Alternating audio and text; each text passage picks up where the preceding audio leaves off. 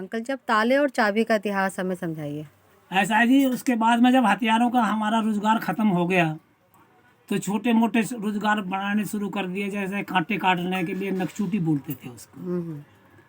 और चाकू छुरियाँ कैंची ये बनाते रहे।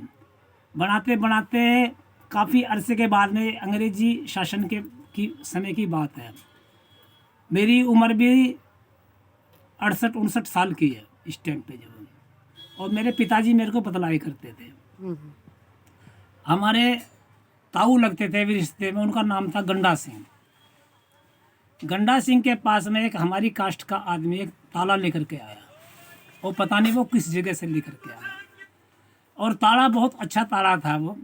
उसने उसको ताला दिखाया और उसने उसको देखा, और उसको कहीं जाना था और वापस फिर वहीं आना था 2-3 दिन में।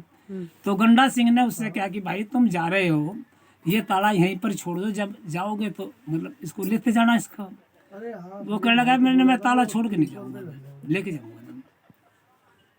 जब उसने बोला अच्छा ठीक है, और गंडा सिंह ने उस ताले को देखा, परखा चारों तरफ से, उसको वापस कर दिया।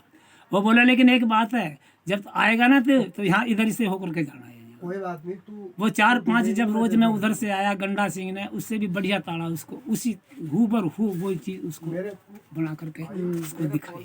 हाँ, तो हमने पढ़ा था कि कोई भी हथियार का सेम टू सेम नकल करके बहुत अच्छे हथियार बनाते थे, इसलिए भी सिकलीगढ़ कहा।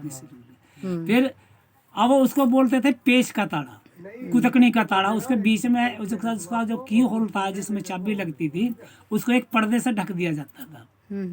अब वो आम आदमी को पता नहीं पड़ता था, जो मालिक था वो ही जानता था। उसके लिए एक उसमें एक रिपीट लगाई हुई थी, उसको दबाना पड़ता था, तब जा करके उसका वो होल खुलता था। फिर हथकड़ी नुमा था, वो चूड़ी सिस्टम से वो खुलता था। ये तो हुई नकल। फिर एक ताला बनाया, एक पत्ती का ताला था। वो चाबी जब यहाँ आती थी तो लीवर इधर सरक जाता था, कुंडा खुल जाता था, उसमें आधी चाबी घूमती थी, उसको बोलते थे हावड़ा। उसकी छोटी जो थी उसको खड़ी की बोलते थे। खड़ी की? हाँ, खड़ी का ताला। अच्छा, ये मतलब उनको नाम हाँ दिए। हाँ हाँ जैसे कट्टे में बुक करते थे। हाँ हाँ। उन तालों की वजह से हमने पूरा हिंदुस्तान घूमा। हम्म। और मैं भी आगे जो है आपका बिहार तो मैं बहुत दिन रहा, बिहार से तो मेरा बहुत पुराना रिश्ता है। कई साल तक तो मैं पटना में दानापुर रहा। अच्छा। दानापुर के पास में दल्लू चक मोहल्ला है, परली तरफ खगोल बस्ती है, इधर दल्लू चक है। फिर उसके बाद में मैं 65-64 में 65-66 में रहा जयसीडी, बाबा धाम जो जयसीडी रेलवे लाइन के, उसके रेलवे स्टेशन के पास में ही है। उसके बाद में फिर मैं सिलीगुड़ी रहा बहुत दिन तक। सिलीगुड़ी, कूच बिहार, दूनाटाट, तूफानगंज, बक्सी हाट, ये मेरा आ गया आसाम तक। बहुत मतलब मेरा बहुत घूमा ये इलाका है जो। अब इनके जो जितने भी औजार जो थे वो कहीं हम मोल से नहीं लाते थे, मोल से सिर्फ हथौड़ा लेकर के आते थे। अच्छा। हथौड़ा, रेती, ये बाकी सारे जो उपकरण थे वे हम अपने उसमें बनाते थे।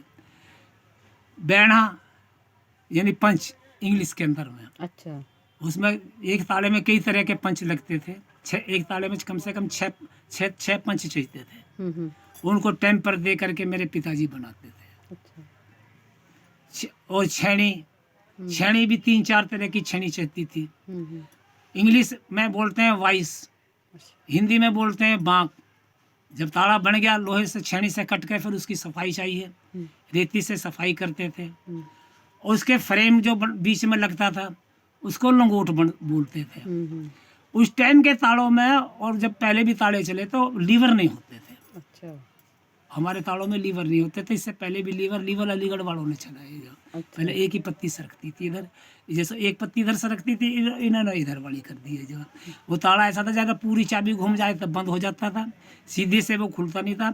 उल्टी चाबी को घुमा करके बीच में रोकना पड़ता था। वो एक सेंटर में एक नंबर दे दिया था वहाँ पर, भाई यहाँ पर रोकोगे तो ताला खोलेगा। लोग भ्रमित हो जाते थे कि भाई कॉन्फिडेंस है, इसमें गुप्त ताला है। तो हमारा बिकता था उसमें जो। ये हमारी जीविका हुई है। और वो सारे पंख, पहले धोकनी थी गर्म काम करने के लिए, फिर ये पंखा आ गया हाथ का, भट्टी का हाँ, काम तो जरूरी था। हम्म, कुंडियों को हम उसी भट्टी में ही बनाते बनाते थे अच्छा और हाथ से उसको मोड़ते थे। इसको जिस पर हम काम करते थे हम्म, इसको निहाई भी बोलते हैं और अहरन भी बोलते हैं। अच्छा हाँ, ये दो नाम है। आपने कबीर का दोहा सुना होगा ना, चोरी करे निहाई की करे सुई को दान, हाँ हाँ हाँ ऊपर चढ़ कर देखे कोतिक दूर विमान। बस लोहार की निहाई तो उठा ली, आयरन तो उठा करके, और सुई के दान में करे। निहाई होती है 20-22 किलो की, और सुई 5 ग्राम की सुई में तुम अपना पाप काट रहे हो, कैसे कटेगा ये जो है। सही बात तो ये जितने भी कवि जो थे जिन्होंने हमारे जो हिंदू शास्त्र पढ़े, तो इन्होंने ये ब्रज भाषा के अंदर में उसने हाँ, एक बस दोहा कबीर ने एक दोहा कि गुरु ऐसा बनाइए जैसा सिकलगढ़, कुछ ऐसा भी एक हाँ, दोहा उन्होंने बनाया हाँ, है। जैसे सिकलीकर। अब वो गुरु गोविंद सिंह के पीरियड की बात है, जो कबीर दास जी ने भी जो आपने दोहा उचारा ना, मेरे तो पूरा एक बार पूरा वाक्य करना है इसका। पूरा मुझे याद नहीं है, लेकिन गुरु ऐसा बनाइए जैसा सिकलगढ़। सिकलीकर होए हाँ कुछ जन्म जन्म के मोर से, पल में देख होए। हाँ कुछ ऐसा है। ऐसा। कई इसके संस्करण है ना, लोक कहानियों में तो अलग अलग बन जाते हैं, मैंने भी पढ़ा था क्यों ये। गुरु गोविंद सिंह के सामने जब जी उन्होंने सिकलीकरों के सामने वो अपने शस्त्र दिए, पुराने हथियार पड़े थे जो जंग जुंग खाए हुए थे, बोले भाई इसको साफ करो। तो उनको तलवारों को सिख जो बोलते हैं श्री साहब, अच्छा यानी सिर का साहब। ओहो अच्छा, इतना तो इतनी बड़ा ऐसे कहा खिताब दिया। तलवारों को उस समय सिरी साहब बोला जाता था। अच्छा सिर साहब अभी बोलते हैं। अच्छा तो अब वो उनको पैर के नीचे रख के उनको हाँ रगड़ते होंगे साफ। रगड़ रहे हैं। अब सिखों ने मतलब जाकर गुरु महाराज से शिकायत की, बोले महाराज जी जो आपने सेवक जो कारीगर रखे हुए हैं ये तो बहुत भेद भी कर रहे हैं, सिख हथियारों की पैरों के नीचे कुचल रहे हैं। गुरु गोविंद सिंह ने कहा भाई कोई और भी तरीका है इसका। बोला ऐसा मत करो, आप इसके सिर पर रखो। जहाँ एक काम करता था वहाँ 3 आदमी की जरूरत पड़ी। एक सिर पे रखे, 2 पकड़े, और जो चौथा उसको लगा, और फिर भी वो तरीका नहीं हुआ। गुरु गोविंद सिंह ने आखिर में बोला भैया आप जैसे करते हो करो, हमें आपका ये सब तरीका मंजूर है। तो ये तरीका था उनका सीख करने का, वो भी उन्हीं के हाथ के बनाए हुए औजार थे ये। इतने बरसों के बाद में अब हम जब भी बोलते हैं ना आपस में, तो हम अभी तक अपनी राजस्थानी भाषा हम नहीं छोड़ते हैं। हाँ, ओरिजिन आपका राजस्थान से ही है। ओरिजिनल हमारा राजस्थान से है। हमारी जो बच्चे बच्ची हैं पर्दा रिवाज है, अपने से बड़ों से पर्दा करेंगे, अदब करेंगे। बहुएं अपने ससुर से कम बोलती हैं। किसी बच्चे द्वारा कहते हैं, खैर अब तो मॉडर्न जमाना आ रहा है, हाँ, वो तो ऐसा बदलाव सब कुछ हर चल जगह रहा है। ये हमारा सिकलीकर का इतिहास है। और भाई सुनने वाले जो भी यूट्यूब पे ये डाल रहे हैं, इसमें कोई गलती हो गई है सुनाने करने में, मुझे क्षमा करना।